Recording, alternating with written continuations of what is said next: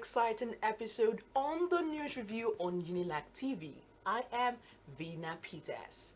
Now, over the week we had interesting headlines carried out that we actually carried out over from Asuu to, WAEC and community stories from our university. But there was a particular interesting headline that we took, which is actually the anniversary of the Institute of African and Diaspora Studies. Now I am thinking, that in the midst of Asuu strike? Come on. And anyway, that can only be done at the University of Lagos. Now with me to actually dissect this is the first and only research professor at the University of Lagos, and he's also a research professor at the Institute of African and Diaspora Studies. So we'll go on a quick break, and when we return, I'll introduce you to him. We'll be right back.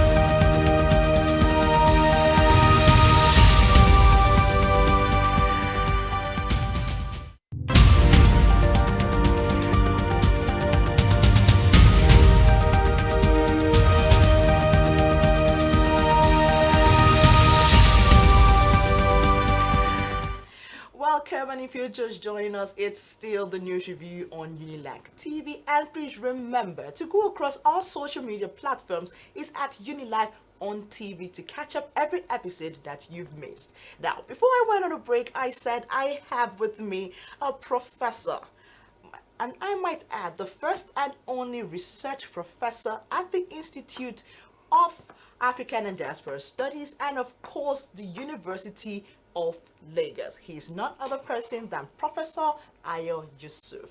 Welcome, sir. Thank you very much. Okay, so welcome to the show, sir. So quickly, because people are actually wondering, what exactly is the Institute of African and Diaspora Studies? Thank you very much. The Institute of African and Diaspora Studies has as a mission to study Africa, both in Africa and outside Africa, of Africans in diaspora. And it's the first institute that combines diaspora with Africa itself. Yes, there are Institute of African Studies all over the place, Ibadan. It's a very old one, just a few months, they marked the 60th anniversary. There is the Institute of African Studies in Legon, Ghana. Okay. There is one in the University of Nigeria, Nsukka. But this is the first that is talking about not only Africans in Africa, but Africans in the diaspora. Those in South America, in North America, in UK, everywhere they are. Our research is based on them. So the forged relationship between these two groups of Africans, both within and those without. Okay. So what exactly has the Institute been able to impact on the educational sector? Yes, it's an academic institute. Okay. And the mandate is to have 70% research, 20% teaching, and 10% advocacy. Okay. So teaching is limited to only postgraduates, masters, and PhD.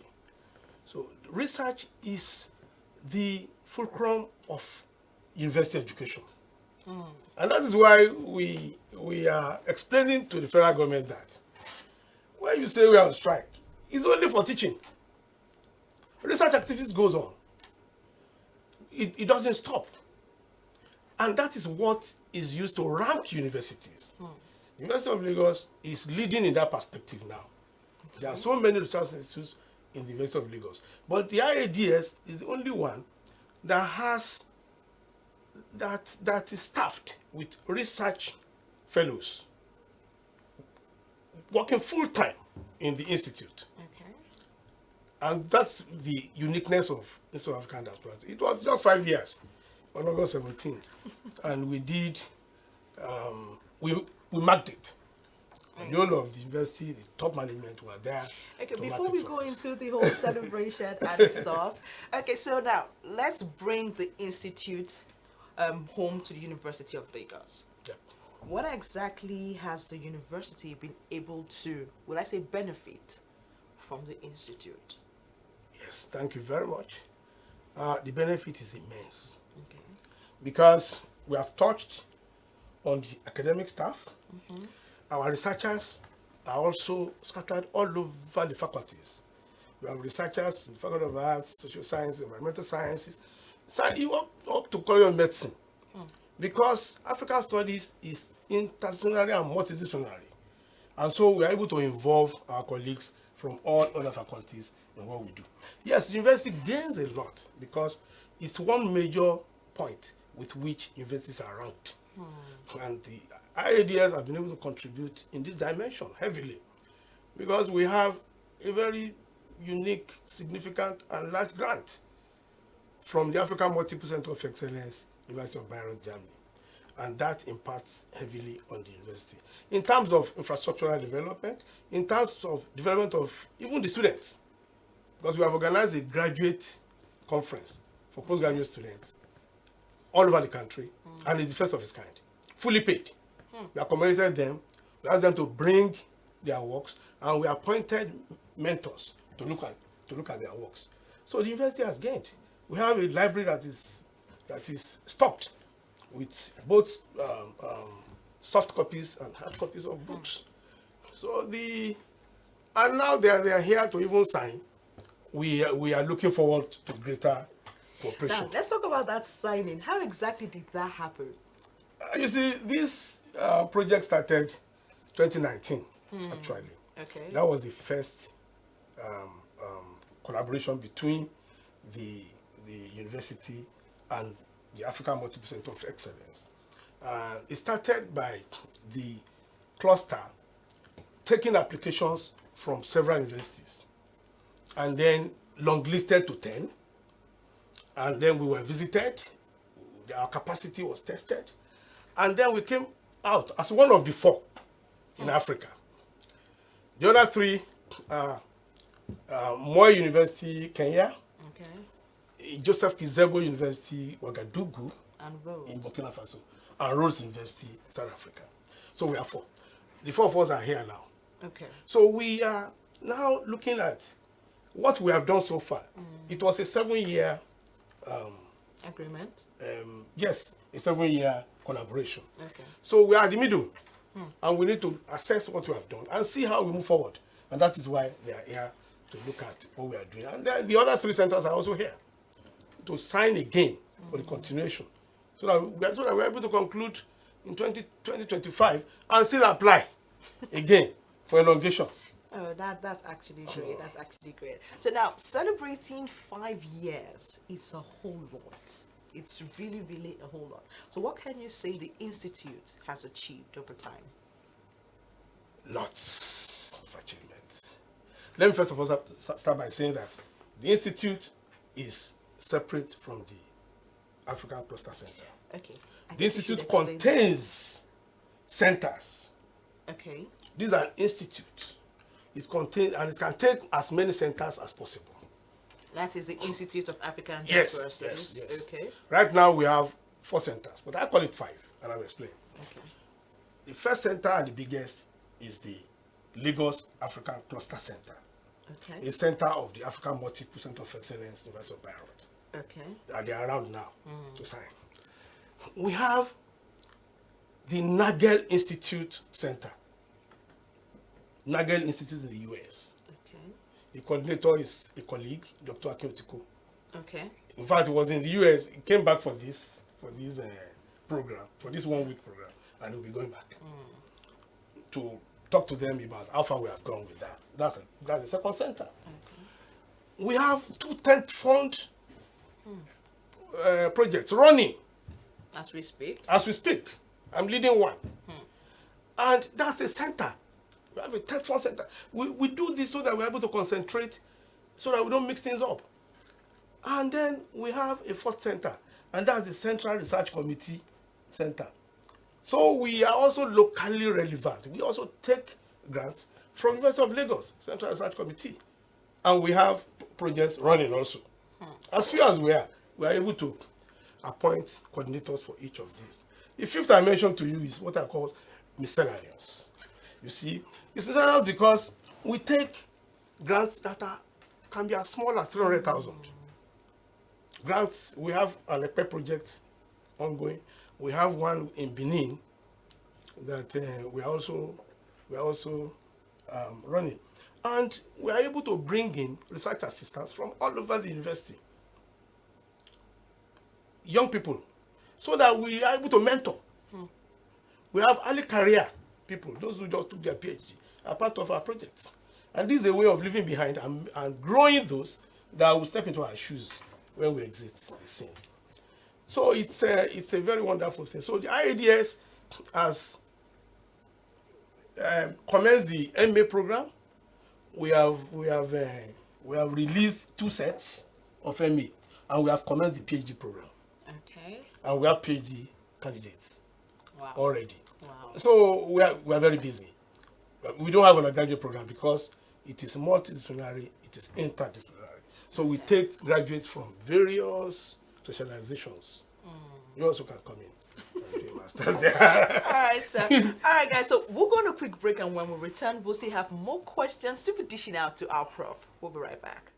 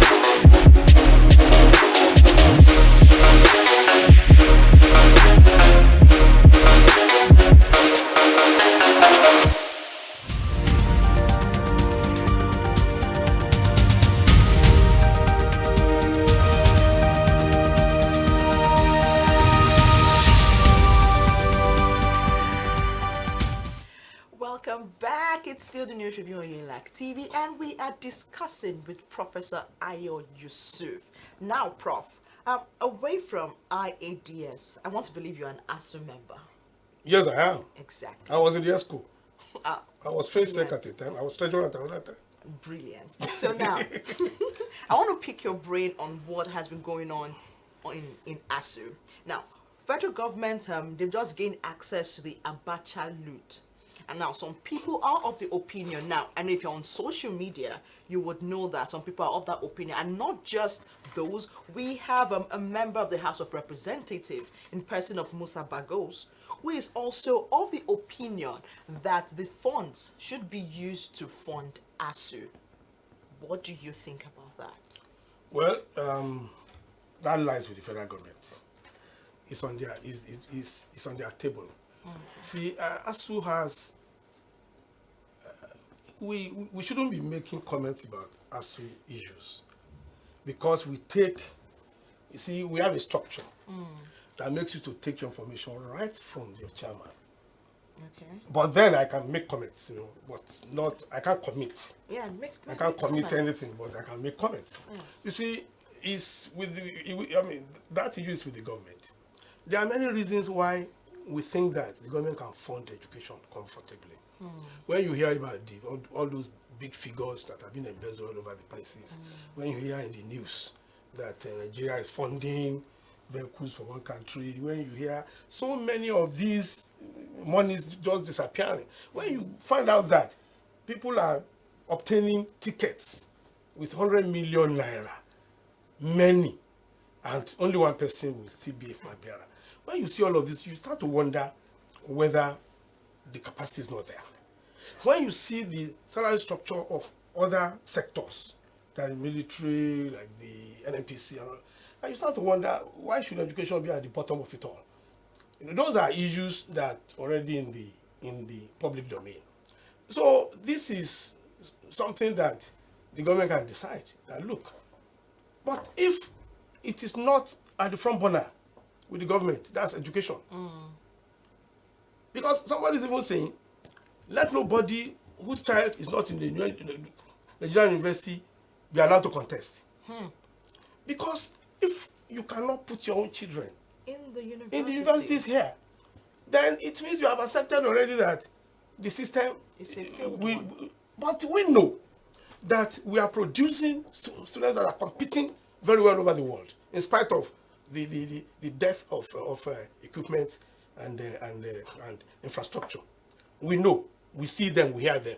Our children go for competition with other universities across the world, and they are doing well. Our scholars relate with other scholars elsewhere. Just the example I gave you about the fellows in Iads and colleagues in Europe. We are competing well, even better than most of them. It's on record. These are not issues. But when you now have a government who does not see that, who thinks that education sector should just be left alone, drifting, then there is a reason. We can be thinking about reasons of, if they succeeded in killing primary education, secondary, where even a paper seller will not send his child to, then the only problem they have should be Asuu, who is not allowing the public universities to go down the drain. And so you can see the reason. This is what a friend will call oligarchy, that some people want to appropriate education to their own, for themselves. They set up universities, they don't have students there because everybody prefers to come to public universities. And so if the public universities are taken care of and well structured and well organized, their universities will still be suffering. So we think that the main reason is that let us kill those universities, public universities. Let only the child of the rich be able to have university education. But sometimes you just think and wonder whether we are thinking right. Because I will give a proverb in Yoruba. Epa para olóhùn pàjá. Epa on para olóhùn pàjá. The leech on the dog. Everyone thinks that is killing the dog. Whereas the leech is even killing himself, because once the dog dies, the leech that is the parasite also dies. You see, when you send your children abroad and you are even flaunting those things on the social media, convocation, graduation, all of that, they want to come back here to work. Exactly. And work. And then those who have attended our own universities will not have been, by their own reckoning, will not have been properly trained enough to be in industries to lead. Their children will come and just be on the board of directors, and they'll be the only ones that will be able to work. With those children who are under the bridge, will they be looking at will they allow their children to survive? There's a curriculum that is being run under the bridges. A curriculum that is not formal. They are learning there. It's a space that is teaching some children that have not been allowed to have proper education. Those children are there waiting. What will be just yesterday I had there were some hoodlums fighting in Otoijanikin area of Lagos. When you leave them untrained, what do you expect?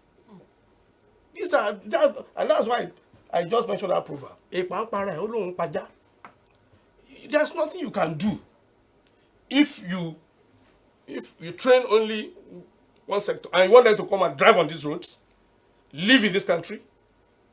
Already we are seeing the signs. You can't move from Abuja to Kaduna. You can't move from here to Ibadan. You have to do special prayers and fast before you can move around. And this is just the beginning. If it goes on like this, the children have been at home for 6 months, for more than 6 months. Some of them have discovered some of their talents. They are already thinking of, why do I have to go? Some of them even say, university education is scam. Education is scam. What is it doing to me anyway? When I have all these skills. Some colleagues are already finding their way outside. And we are well sought after. We are not,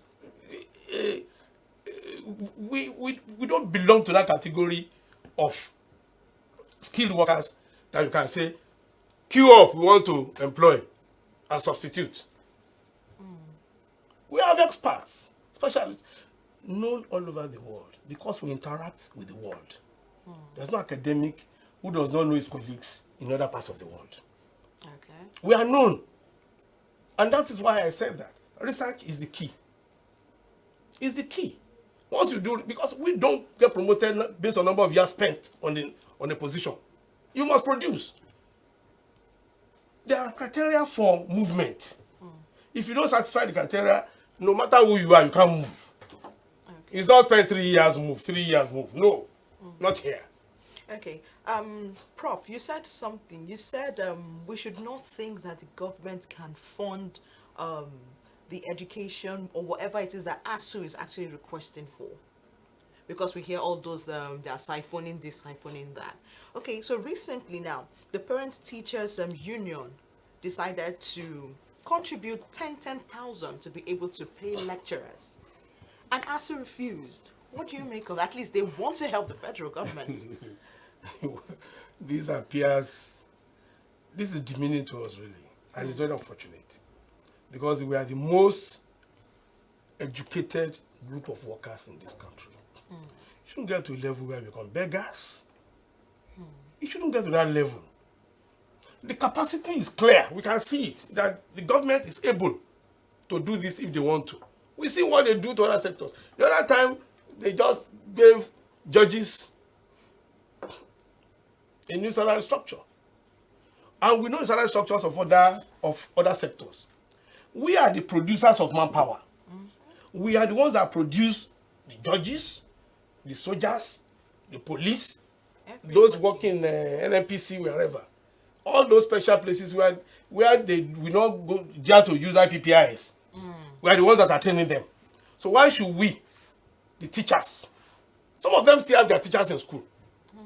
And most of these people that are doing this graduated from public universities where they ate with 50 kobo.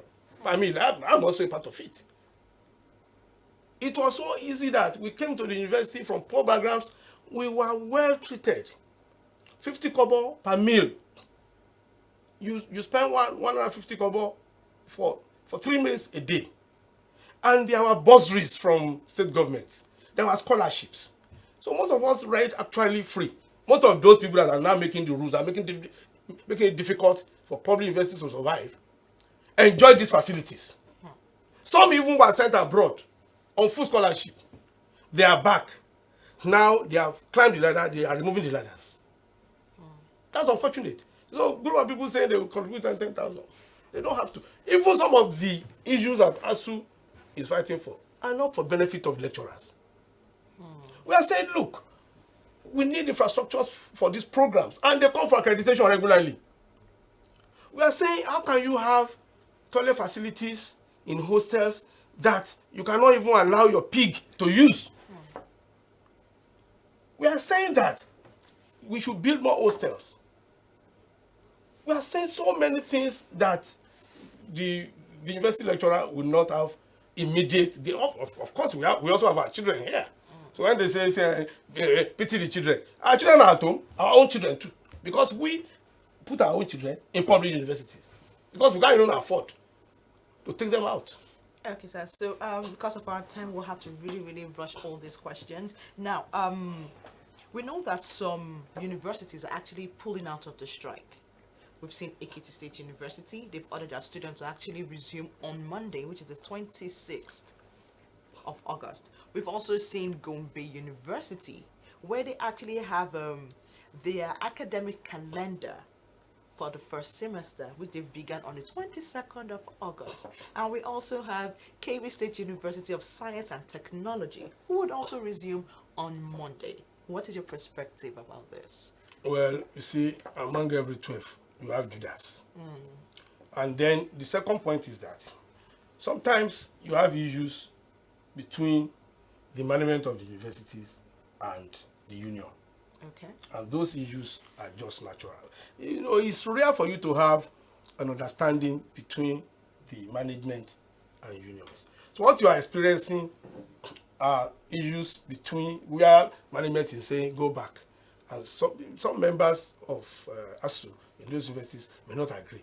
But when you have a compromise, which is not unnatural. You find situations where you have such universities, and then if you look at that number that you mentioned, the percentage.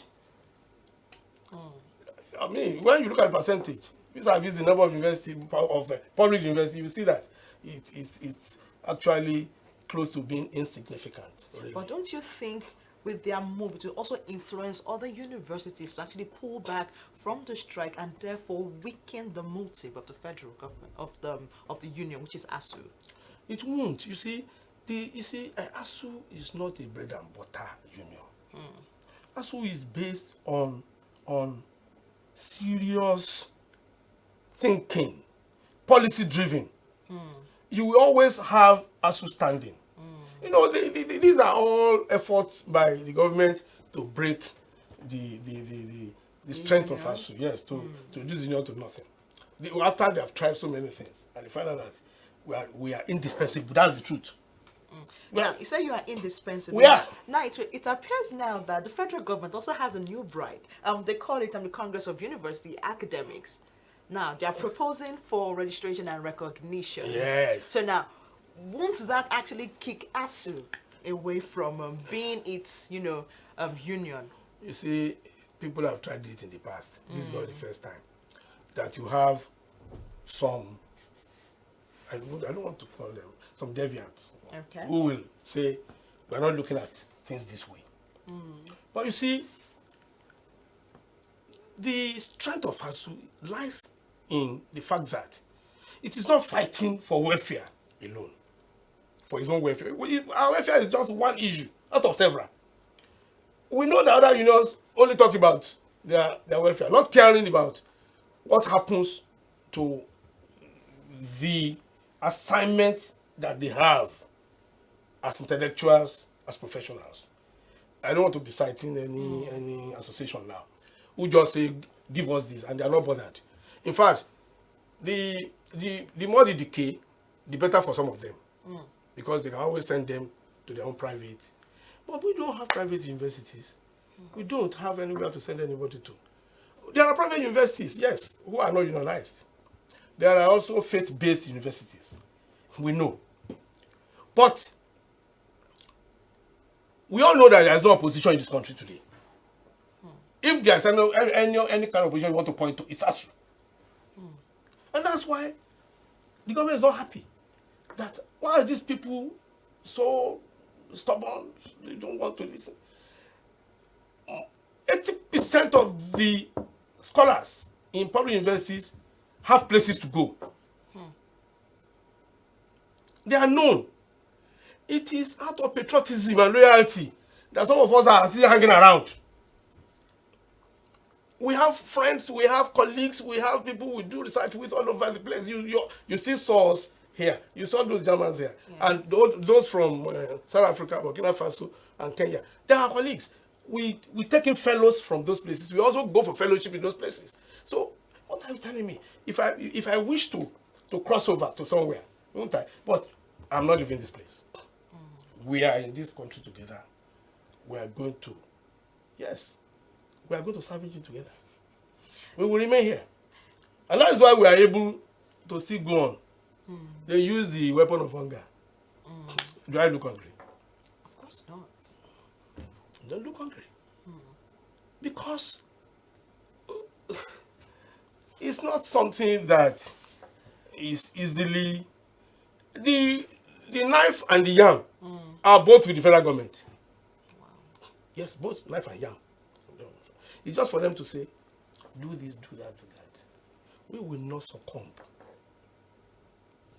During the various military regimes, as we have been having issues, we survived those ones. Now we talk of a democratic system that we have now, where we can't see the contestants talking about issues, addressing issues. It's all about politicking. And that's not good for the system. Yes, it's not good for the system. We are saying that we should look at the education sector is our own issue.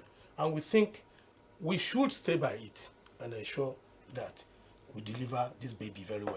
Okay, lastly, because we're actually out of time, You say that Asuu will not succumb. Now let's quickly look at Nasu. They said this some weeks back. Now we all know that the executive has actually called off the strike without informing the members of that particular union. Don't you think this is actually going to also play out in Asuu? No, it won't. You see, like I told you, ASU has a system. No, ASU leadership will not declare, will not make any declaration anywhere without coming back to consult Okay.